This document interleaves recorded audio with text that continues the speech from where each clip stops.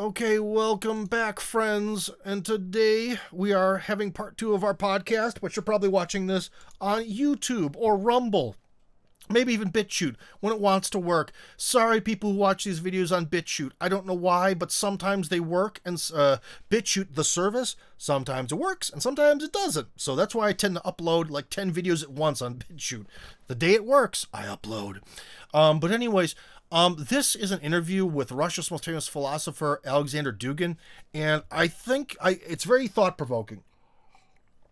We're actually going to start at the last question, because it's the one I kind of want. If you're going to watch this video, if you're already thinking, this is stupid, who is this guy, weird hair, why is he in that stupid sweater that has Russian letters on it, who is this idiot? Let's listen to this last question, and then after that you can click off, because I think Dugin, he's talking about like basically 2023, 2024. This is sort of like a New Year's interview about the future, and I think this is very important. So let's take a listen together. Anyways, the question is, what is the impact of the fifth column in Russia? Will it affect Russia's upcoming elections? And if you can't hear Mr. Dugin... First of all, Putin himself recently, in his speech to military circles, has used this expression, fifth column. He has explained that government tried during many years to re-educate fifth column and to oblige it to respect the traditional values, patriotism, the state, the rule of the sovereignty. Now, Russia is ready to eradicate this phenomenon, fifth column. So they will not affect in anything the coming elections, because they have no legitimate, legal, illegal, illegitimate presence in Russia. So what is he talking about with this whole fifth column thing? This is one of these expressions where I've read a few different definitions online, but it dates back to the Spanish Civil War, and essentially one general says, we're going to attack the city with 5 columns, and the other one says, but you only have 4 columns of men, and the other one says, no, the 5th column is already in the city. So what he's referring to is something that I would have to agree with, that the kind of people in Russian society who served the West, especially openly, who would openly say that we need to bow down and sell out Russia to the globalist West because that's the only way to achieve prosperity, have ultimately, especially since the start of the war, been crushed. They are gone. When I came to Russia in 2006, these people had a voice on every political talk show. It was that kind of fifth column person versus Russian patriots, 98% of the population, on like every TV show. Now that view has been utterly dashed, and saying stuff, basically the Overton window has very much changed. So it was very important that he brings that point up, that there's a sort of major soft power victory that's happening as part of the war that a lot of people didn't see. Because remember how the mainstream media kept saying, oh my gosh, 1 million Russians have left the country at the start of the war. Putin's regime is doomed. No. These are all the people who are deeply connected with the West. Not necessarily the fifth column, but many of them were in the fifth column. And they got scared, and they bailed. So fifth column is the small group of Western agents trying to subvert somehow Russian society, but that is absolutely impossible. And now they are smashed. They are totally destroyed. They are cancelled from all coming New Year programs, and that was a huge blow against any cynical groups. Yeah, that's been a big thing in Russia, is that despite the fact that Russia's been changing, especially under Putin, those New Year's celebrations. The New Year's celebrations in Russia, always the most LGBT thing you've ever seen, except for New Year's 2024. In the culture, in the media, who still dreamed about returning to pre-special military operation times. But still there is sixth column. It's sixth column is part of the, Putin's government. It doesn't challenge directly Putin's authority, doesn't organize actions of protests. They support Putin, but they are still inside their minds liberals, Westerners, but they are now in awkward positions because when there was fifth column, they. Ooh. Do I know a lot of those people? Let's hold on. Let me get a little bit more from Professor here, Dugan. But They could hide because they were not so much radical as fifth column. And now, when there is no more, or almost no fifth column, they are the more radical representative of so-called system liberals, of the liberal elements in the Russian administration. And they are in very bad position now because patriotism is growing, the liberalism is more and more considered to be extremist and terrorist, totalitarian, Russophobic ideology that I think soon will be prohibited formally, liberalism as such. So this represents.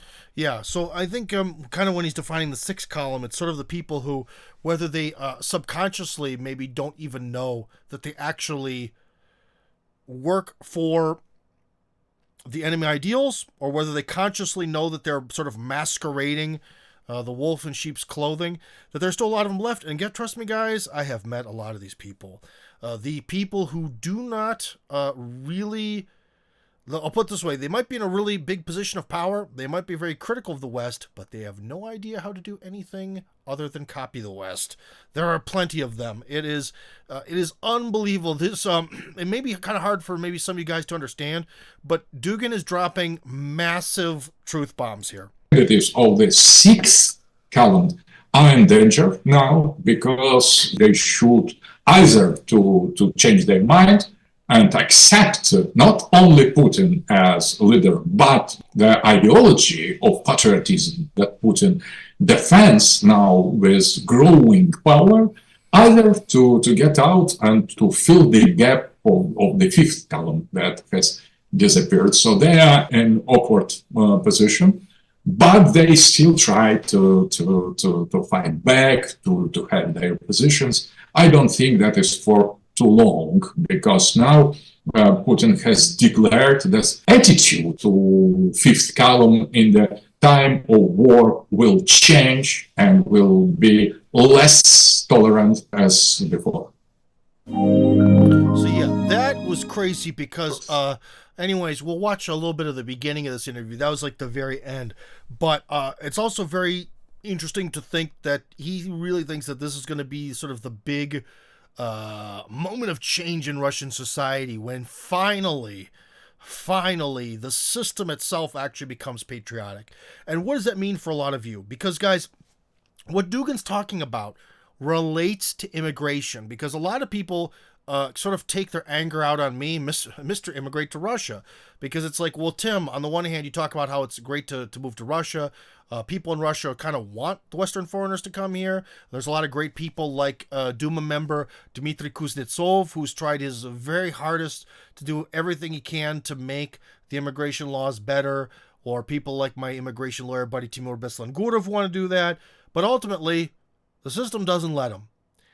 And that's kind of what we're getting into this whole sort of sixth column thing that he mentions.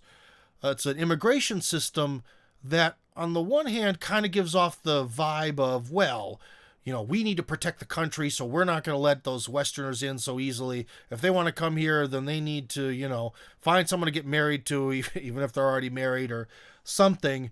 But at the same time, we can create a lot of really, you know, easy ways for cheap migrant labor from Central Asia to comfortably work in Russia, but maybe not move here. So it's not necessarily that the system kind of gives off the vibe that it protects Russia and works in Russia's interest, which sometimes it kind of does. It's definitely better than the open border system of the West, I will say that for sure.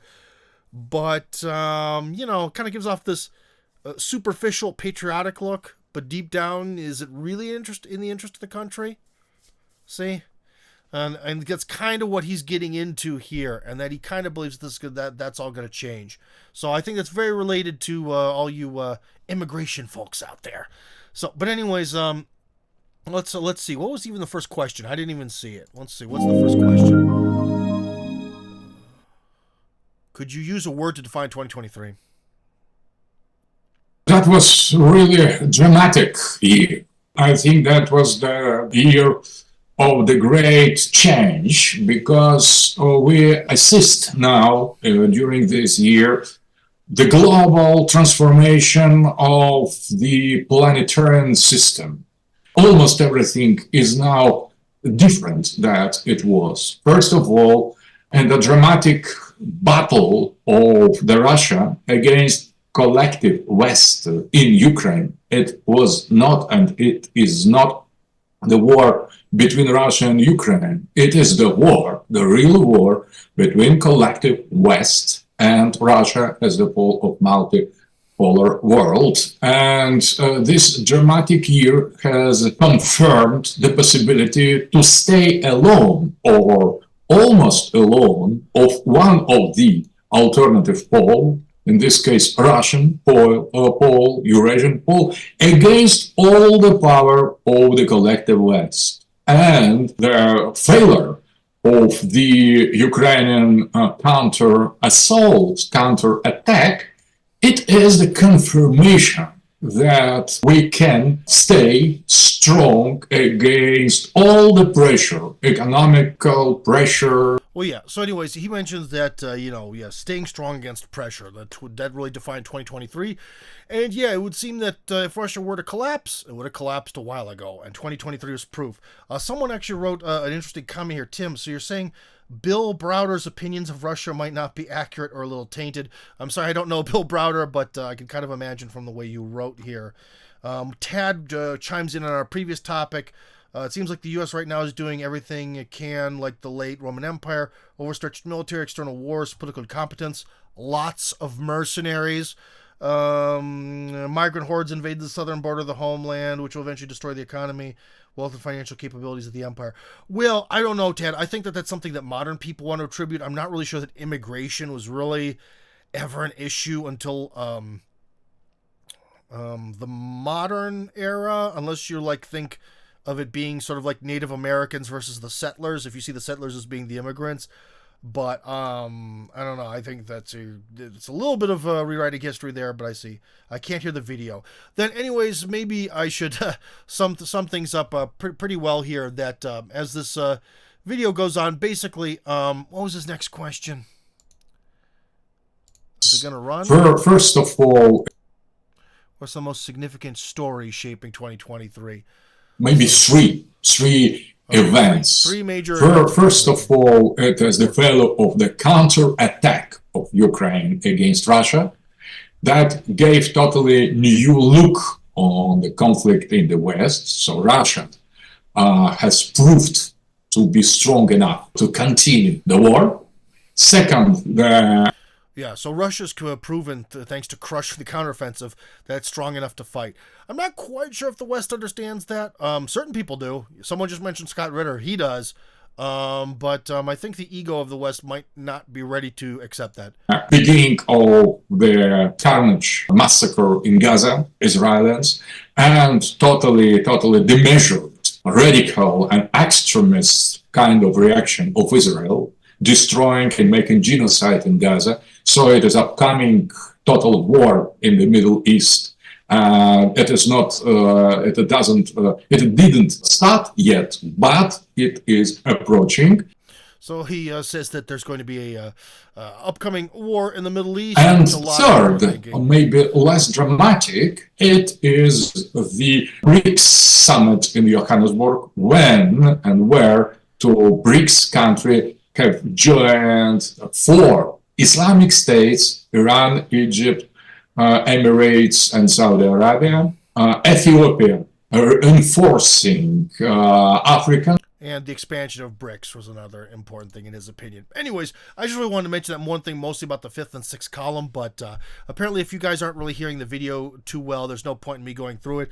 But long story short, Mr. Dugan paints the picture there that it seems as though things are going to be very, very good for the multipolar world, and that Putin has sort of proven himself to be the true leader, the true epicenter of things. But again, let's stick then maybe this whole fifth column, sixth column thing. If there aren't any questions or calls, no calls, because sometimes the calls are at the bottom, sometimes at the top. No. So anyways, okay, no, I'm caught up on the questions. Oh, no, someone does want to speak. Gigi, you want to speak, whether it be about a fifth column, sixth column, about the whole going into 2024 or multipolarity or whatever, anything, it doesn't even matter. Hello, Gigi. You have to click the button where your microphone is so I can hear you. If your microphone isn't sort of green and jiggling as you speak, that's a bad... Oh, wait. Something's happening. Yeah. Hi there, Tim. I'm relatively new to your channel. Can you hear me? Yeah.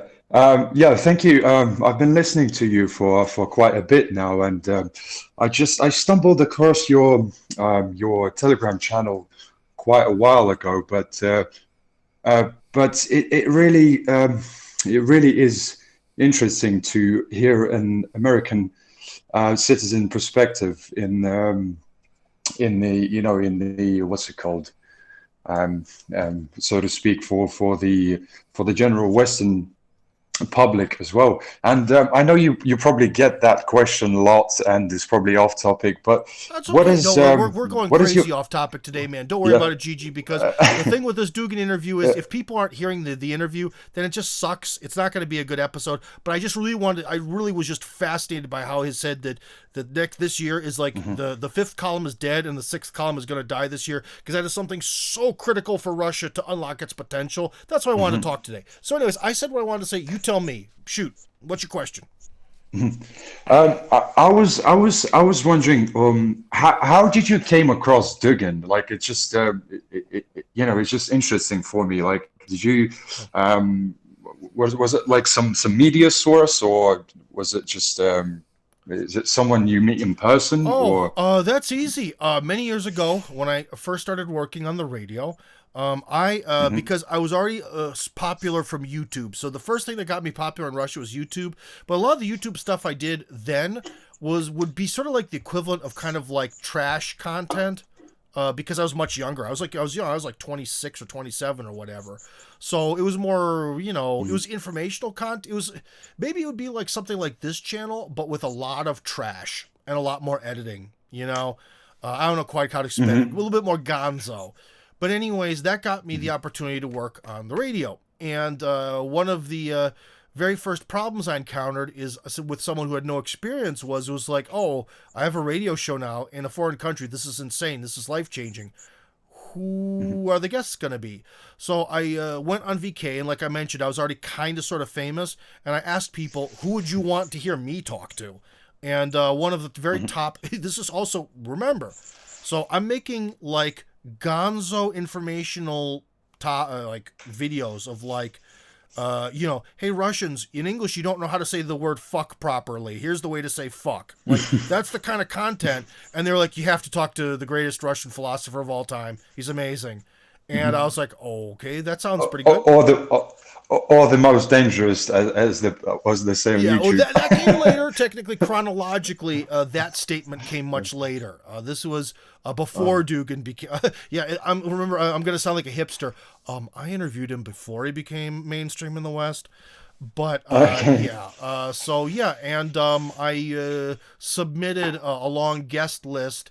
And he was one of the people. And I don't quite remember what we actually talked about on that radio show that many strange years ago, but it probably had a lot to do with America, because, again, they wanted someone to come on the radio and do these sort of like cultural comparisons. Obviously, I could do that much better now because my language level is much better, and I think my knowledge base is much better. But, hey, you get the opportunity to have a national radio show, you don't pass on it.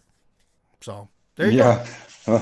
Yeah, thank you, Tim. Thank you. Sure. That And was as a part of a full disclosure, let me mute. I have seen after that point, I've seen Dugan multiple times a year, every year since then. Certain, I don't do much social stuff, guys, and I have to apologize. You know, some people are like Tim, hang out. Tim can't.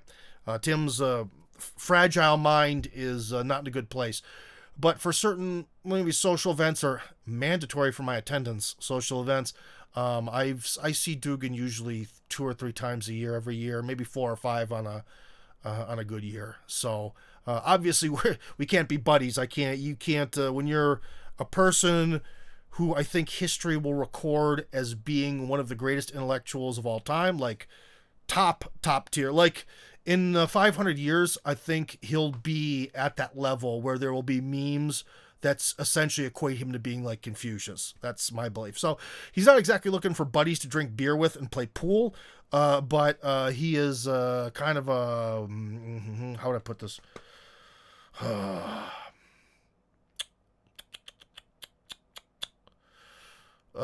Like Master Sensei, that it's nice to sometimes meet up with every once in a while to get a bit of his wisdom and see how his life is going.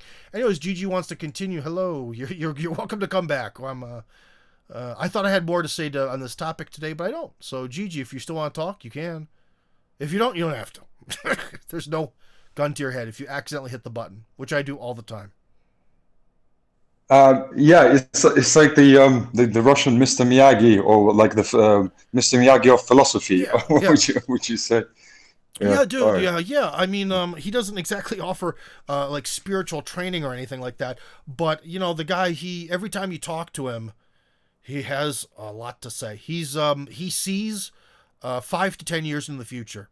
And I kid you not, because there's no one who could predict the future perfectly. But if you want to get a good description of what's going to happen in 5 to 10 years, you talk to that guy. So, but anyways, I'll let you go there. And yeah, so again, I've kind of talked on this channel before about predicting the future of 2024, but I would be so excited to see that this essentially what Dugan thinks the war. So essentially, kind of what he's saying here is that the war, which initially kind of almost accidentally or maybe incidentally might be a better word, affected the fifth column of all these people who hate Russia to kind of just leave so they can keep getting their money from the West and never come back. For the most part, most of them did come back. Some did. And then they had the big naked birthday party, and now they're all in trouble. That's kind of, I think, what he's referring to when he said no one made the New Year's shows, because everyone who was involved with these naked LGBT birthday event thing are all now in deep trouble. So, yeah, and weren't supposed to be featured on New Year's. Although one of them was. He slipped through the cracks because he was too deeply edited into the video. But it would be interesting for them, what he said about the sixth column, about how it's someone who doesn't even really know that they support the West because they think that way. And let me provide an interesting example, because as Gigi was talking, I just thought of it. It's one thing that people make, again, I think, mistake about Russia. So, for example, a lot of you are concerned about the 5-minute city or the 15-minute city or the whatever minute city from our good old friends at the World Economic Forum. There you go. World Economic Forum, who think, hey, we're going to, at least it seems like they want to make it so that way people have to live like medieval peasants, never really leaving a particularly small area that takes 15 minutes to walk or something, right? And that sounds bad. And a lot of that is essentially the sort of philosophical basis, the scientific or potentially pseudoscientific basis, the sort of school of reasoning that's created this concept that's so scary to a lot of people, is called urbanism. So if you look up urbanism videos on the internet, I think they're actually very interesting. The people who discuss them are very good at arguing them, and they're not so as extreme as the 15-minute city. But overall, you get this sort of concept where it's like, if we organize cities in a better way, we can bring people happiness. We can make your lives better through better urbanism, better city dwelling. And of course, automatically you think, well, why does happiness come from urbanism? Why only cities? That's kind of your first question, but there's a lot of questions that are raised. And Moscow actually had a festival of urbanism. A festival of urbanism over last summer. I saw because I had to take my kid to a soccer game, and we are walking past. For him to go to his soccer game, we had to walk past some sort of festival of urbanism. And I was like, oh man, I got to research this.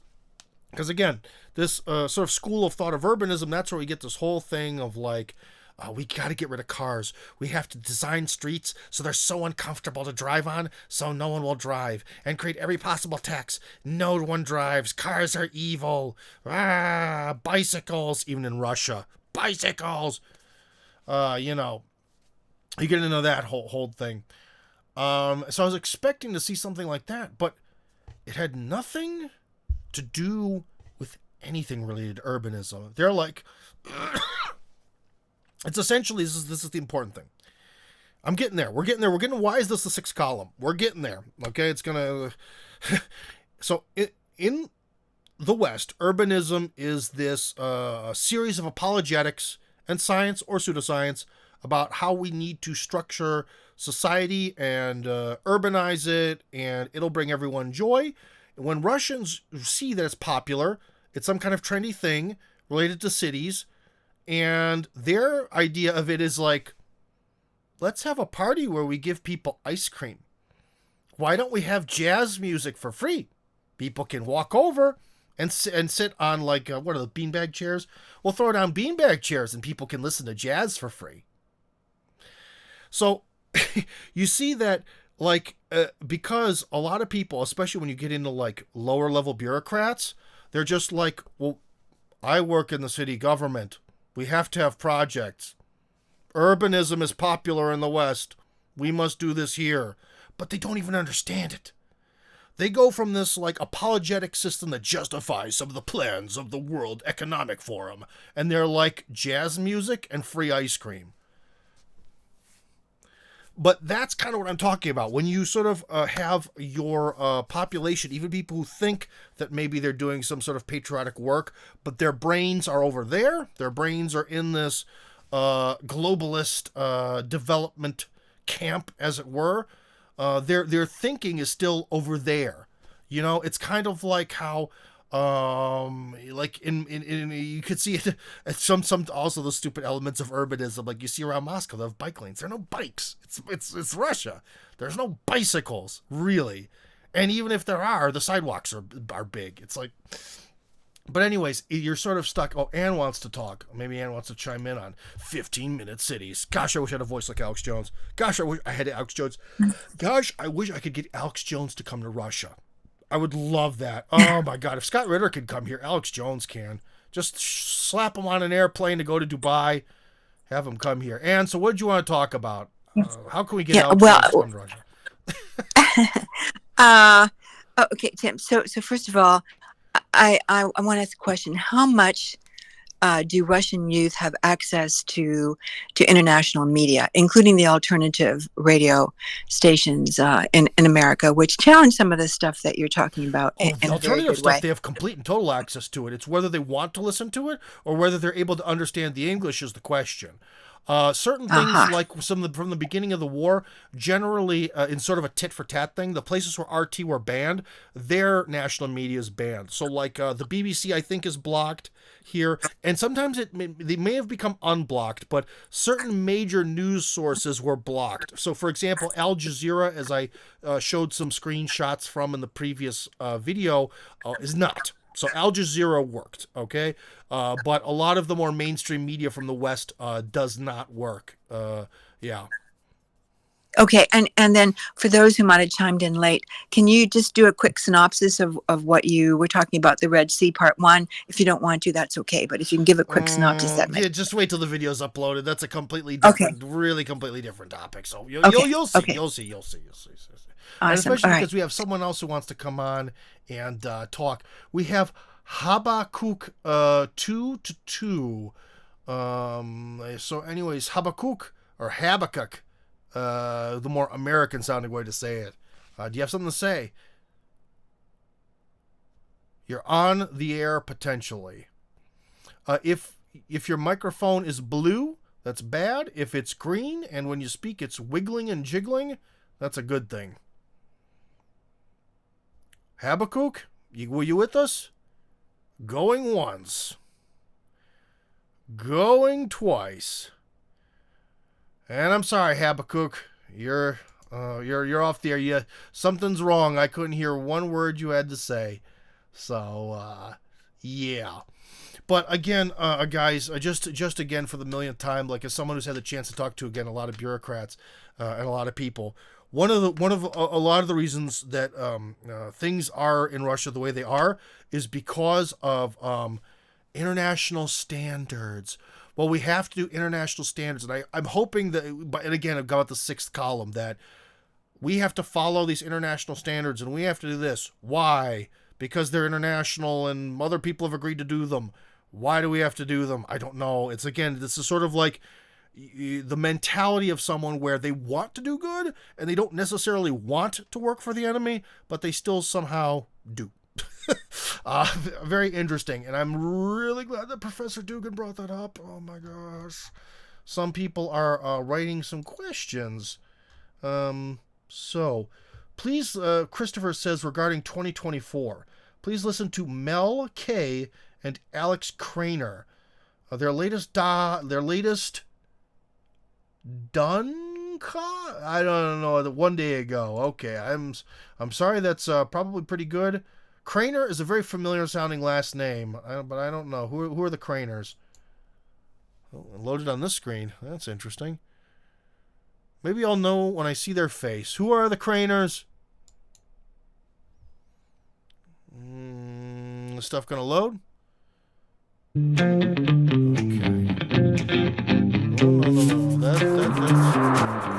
No copyright music. No. We the people. Oh, that 2024. There's no one I'd rather speak to than my guest today, Alex Craner. Thank you for joining me, sir. All right, well, I think that's a long form interview there. Thank you for the link, but this is my program, baby. We did listen to the professor a little bit earlier, but anyways, if you want me to go on Mel K's show there, how many subscribers do they have? Wow, 176,000. They're doing much better than me. Well, not in Russian. When I in Russian, I do a bang up job. But anyways, he's super smart. Can you get him on the program? Because remember, guys, a lot of people will be like, Tim, you should talk to this person on the program. Much like I mentioned it long ago, someone did for Dugan. But at the time, I had a producer working for me. Now I don't. So, if you guys want me to talk to any particular person, reach out to them on your own and see if they'll talk to this strange man who lives in the woods. Russians really want to, the other Christopher writes in, Russians really want to follow the rules. Oh, kind of. Because Russians don't obey rules. I would say it's not rules. It's not rules because Russians don't obey the rules. It's more like, desire to be good by sort of going along to get along, not so much following the rules. I know that's maybe a little bit of a nuance, but it's important because when it comes to rules, people here don't follow them. But anyways, despite this fact, the West only writes rules to apply only to Slavic snow monkeys and not themselves. Yeah, exactly. So you're essentially going along to get along, and you're going along, getting along right into your own cage. Yeah. So, and I think that's one thing where a lot of more collective cultures were very manipulated, especially during the Cold War, by non-collectivist cultures, like the one I was born into.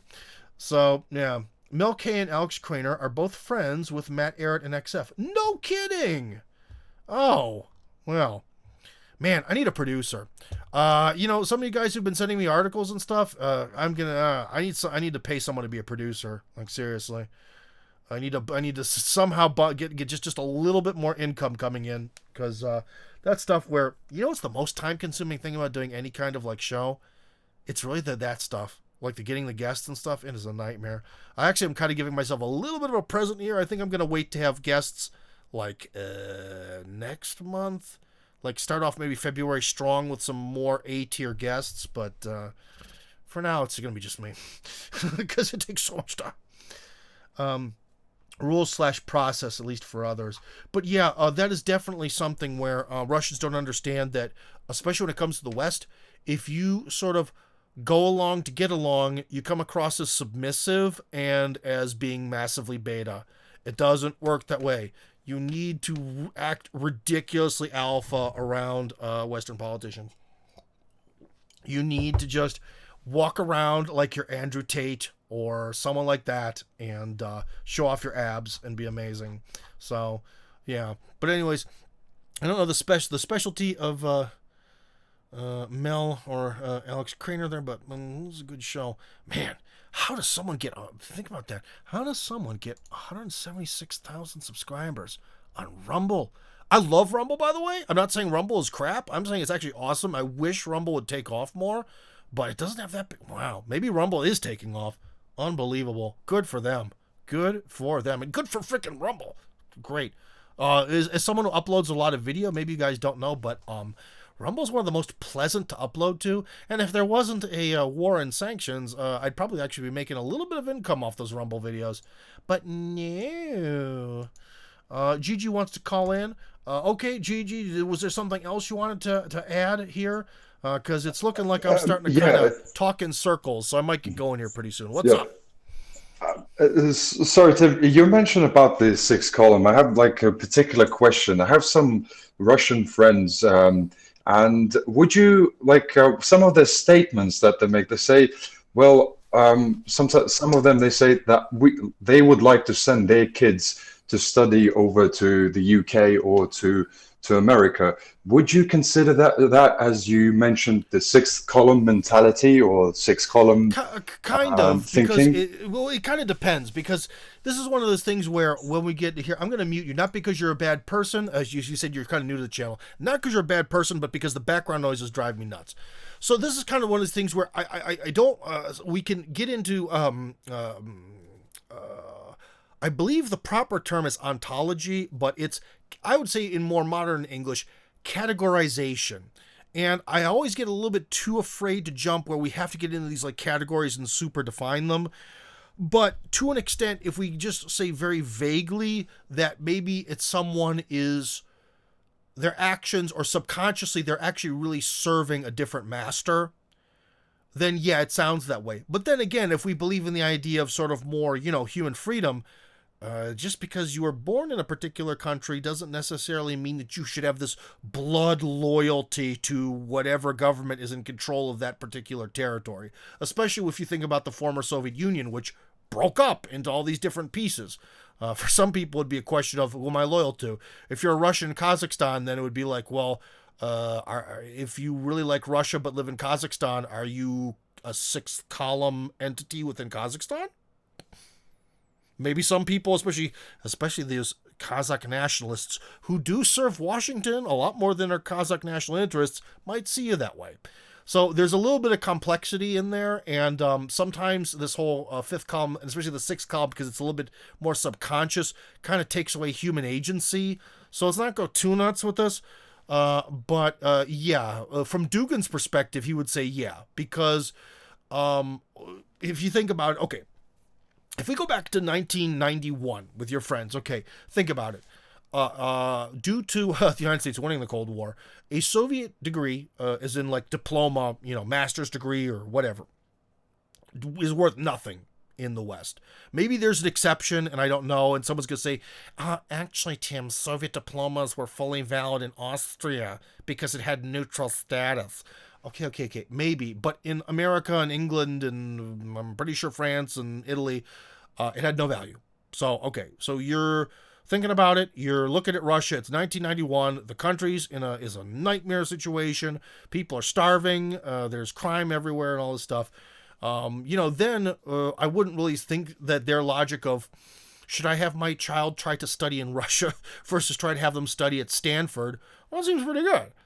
But now if you look at it, it's kind of like, what would be the benefit? Like, what would they really get out of studying in America? Well, there is no benefit. It's just, that's the thing you do. Because it's the West, it's America. The education there has to be better. You'd ask an American, well, what's modern college education? Not 1991 education, 2024 education. Well, how actually good is university education? Most people are going to say the degree you get is useless, woke nonsense everywhere, and try surviving that woke nonsense, especially with Russian sensibilities. Because even Russians who are liberal, their mouths are way too big for wokeness. And they say what they think, which is also very bad for wokeness. So you see what I mean? So time can also sort of play a factor into this of whether what they're doing is actually just a reasonable sort of, do what you got to do kind of thing versus your friends just seem to be kind of stuck in the past. They're like, but you have to. Anyways, Gigi, was that a good explanation? I'm going to let you come back on. Was that a good explanation or was that hot garbage and that wasn't any good? Yes, Tim, it was quite an elaborative answer. Thank you for that. I'll be completely honest with you. The reason why I was asking this because my parents back in the day had these misconception and preconceptions about the West knows better. That's why they back in the days they send me over to study in the UK, and that's why when I have my Russian friends over here, they ask me questions. What should I send my kids, for boarding school in the UK? Mm-hmm. I try to kind of give them the same answer that you gave me to kind of think a little bit about it, like twice or three times, and get an objective objective analysis about it. Yeah, and again with your well, do your friends consider themselves to be like real Russians and that they love Russia, or they don't? Mm-hmm. They're just not into that,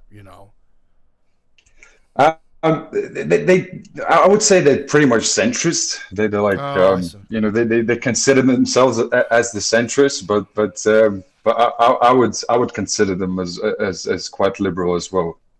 Oh well, then again, that's one of those things where, because again with this whole sixth column, it's like the fifth column is the people who would be in your city that support the enemy side, but they're kind of open about it. That is like your Navalny. That is your. That Yulia Latynina woman who's written and hosted a radio show where she had nothing good to say about Russia for all those years. It's those kind of people, especially the Russian celebrities that all hate Russia and are very open about it, or were in the past till they all left. And then so again, it's sort of like the sixth column. It's more that they think that they are part. They're sort of subconsciously serving it, but then again, your friends may consciously just be like, I don't care about this place. Fuck it.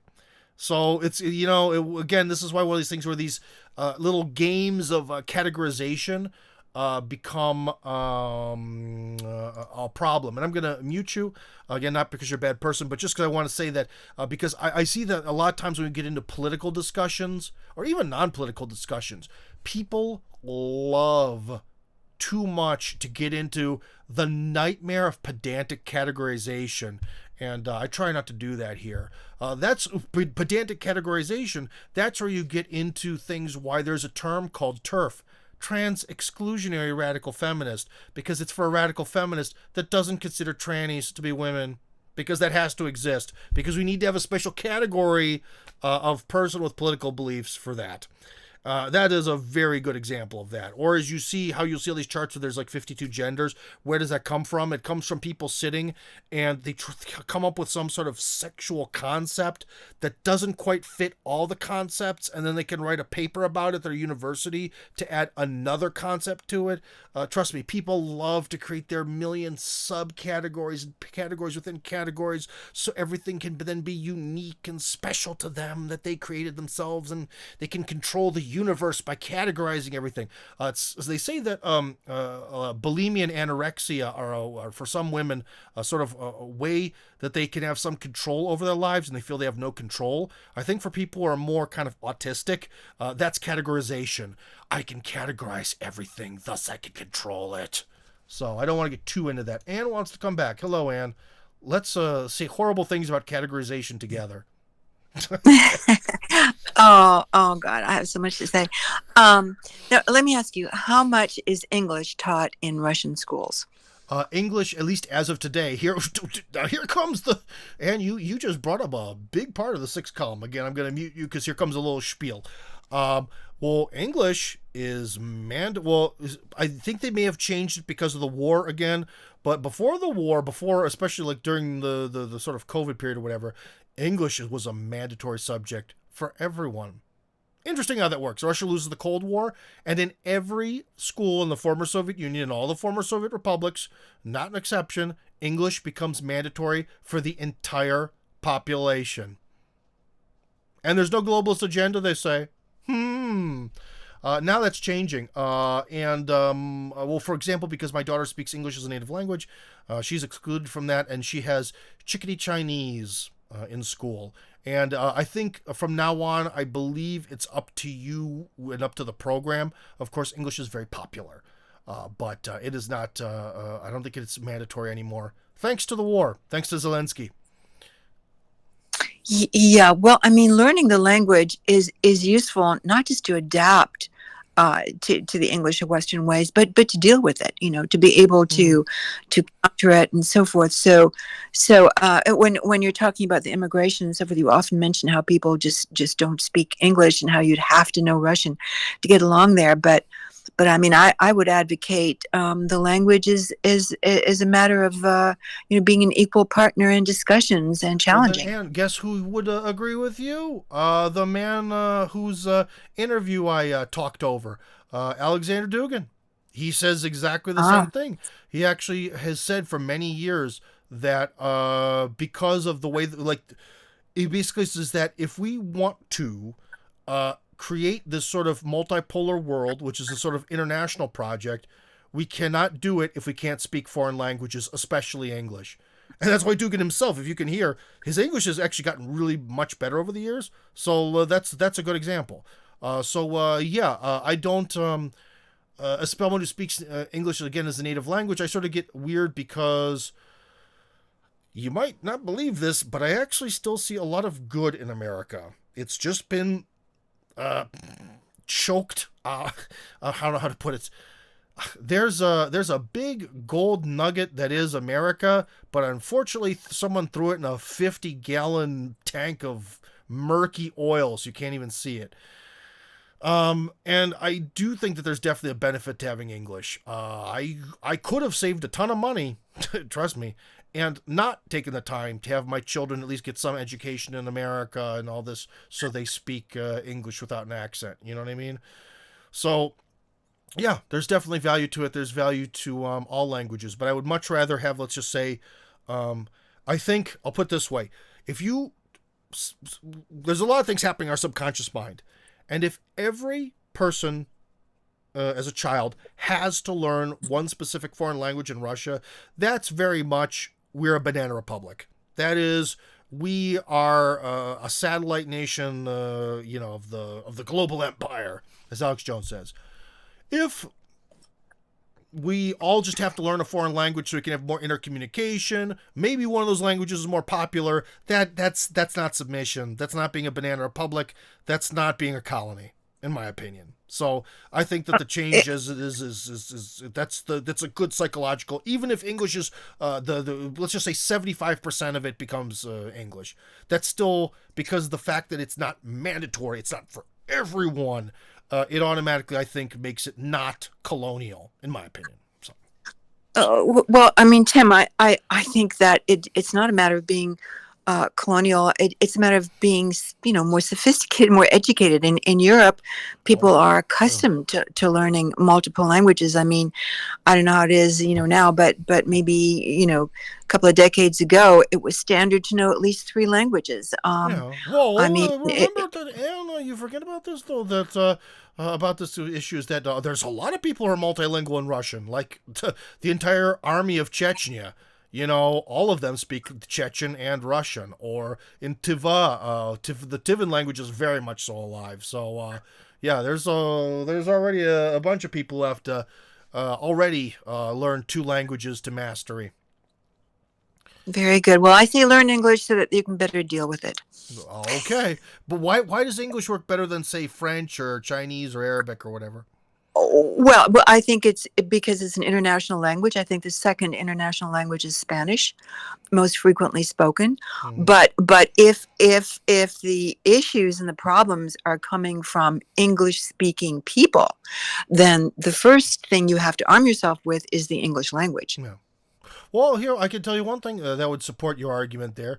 There is a big difference between, Putin, although he does know English, I believe there's very rare footage of him where he speaks English. But anyways, he has a real thick accent and it's not so good. But people like Benjamin Netanyahu, he speaks English like we do. You know, and so that gives him a lot of clout, and I think that's one of the things that, ironically, for a long time was maybe a strength of Israel, which I think, given the current context, has become a bit of a weakness. But it's different. It is different dealing with people who speak the language as a native, and especially in the West, where everyone is so convinced that they're better than everyone, they're the only true enlightened people, and all that. When you have someone speak to them on your level, no accent. I think that's a good way to sort of chop down arrogance, if you know what I mean. So yeah, there's something to that, but that is not going to happen through the Russian schooling system. That only happens when you become a native speaker. So, anyways, well, that's something my daughter could do, but my daughter is not that good at trash talking. So maybe one day, honey, maybe one day you'll get good. Alex Craner is humble. I'll contact him, sure. And hey, again, and not just that, Christopher, again, this was an overall thing. Maybe I need to make a whole post about this, but just find guests for me, guys. If you find guests for me, I'll talk to pretty much anyone. But I don't like the whole thing. Tim, you must talk to this person, and then I have to go find their contact info. It's like, oh no, make my life easy. I'm also happy to appear on pretty much anyone's show. The only problem is a lot of shows that are not popular want to make me a regular guest, and it's like, unless we're really good buddies and the show is not, like, for example, Matt Ehret just started a show. Trust me, his show will get popular. But he just started it. I'd be happy to appear on Matt's show every week because I'm boys with him. There's been some other people who have been on their show once, and they're like, you should become my regular guest. I don't have that much free time. Will there be any potential fallout in Russia against Israel following the recent blatant threats from that Israeli politician? What threats? What are you talking about? Could you give me some more specifics? I didn't see anything. After Putin wins, Americans and British will need to learn Russian. Maybe to an extent. Well, Christopher, again, it would certainly help. Like, dude, you do not know, again, going back to, I don't mean to just, like, trash on the guy, but that former ambassador to Russia from the United States, McFall, like, his accent is so bad. My accent is bad, okay? But his is like, it's like he's trying to do it bad. It's like, every once in a while, if you meet someone from, like, Mexico or something, you want to kind of, like, you know, poke at them, and it'll be like, buenos dias, muchacho. Like, you know, specifically saying, like, something like the most American way possible, just to kind of like the glass, put some glass in their ear to screw with them, and they'll be like, oh, you're so funny way you talk. It's very funny. Yes, this is how American talk is. Like, you know, stuff like that. But that's literally how he speaks Russian. Like that level of like not even trying. It's unbelievable. And I think it would really help if there were more American experts who actually did speak the language of the country that they love to write so many horrible articles about. I heard Putin speak English in St. Petersburg. His English is just fine. Well, it's not exactly like native. I'll tell you that much. Putin is not going to come out there and be able to, like, sit down with Trump and, like, start some kind of, like, trash talk session, you know? I say Trump because Biden is not mentally competent to trash talk anyone. He definitely doesn't have an accent, but I don't think he can string a sentence together anymore.